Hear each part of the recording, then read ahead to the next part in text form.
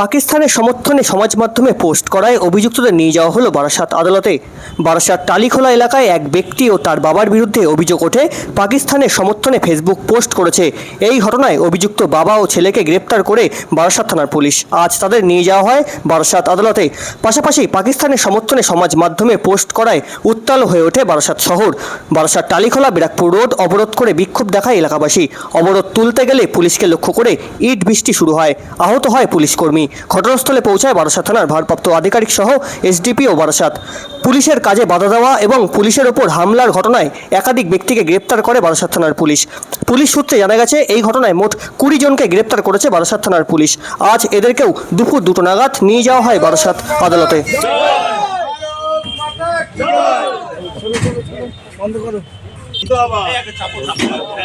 पाकिस्तान मुर्दाबाद, पाकिस्तान मुर्दाबाद। দাদা কি করেছিলেন, কেন অ্যারেস্ট করলো? দাদা আমি কি করেছিলেন, কেন অ্যারেস্ট? কিছুই জানি না। জোরে বলুন, জোরে বলুন। আমি কিছুই জানি না। আমি হার্টের ডাক্তার দেখিয়ে বাড়িতে এসে শুয়ে আছি। আমাকে বললো তোমার ফোনের থেকে তুমি ছেড়েছো। আমি জানি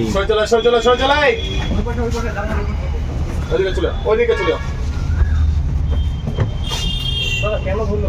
হ্যাঁ, কি পোস্ট হয়ে গেছিল? আপনি কি দেশ বিরোধী কোনো পোস্ট করেছিলেন? একটা পোস্ট দেখা যাচ্ছে, দেশ বিরোধী পোস্ট। ওটা কি করেছিলেন আপনি?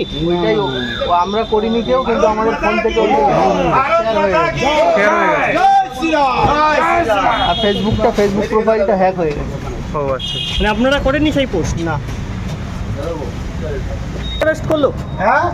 আমাদের অ্যারেস্ট করেছে বিনা কারণে, কিন্তু আমরা ওখানে ছিলাম। অন্য মানুষ ভাঙচুর করেছে, কেন যেহেতু ভারতবর্ষের সম্বন্ধে বিভিন্ন ধরনের কুকথা বলেছে, গালাগালি দিয়েছে, তার জন্য আমরা প্রতিবাদ করেছিলাম। তার জন্য আমাদেরকে অ্যারেস্ট করেছে।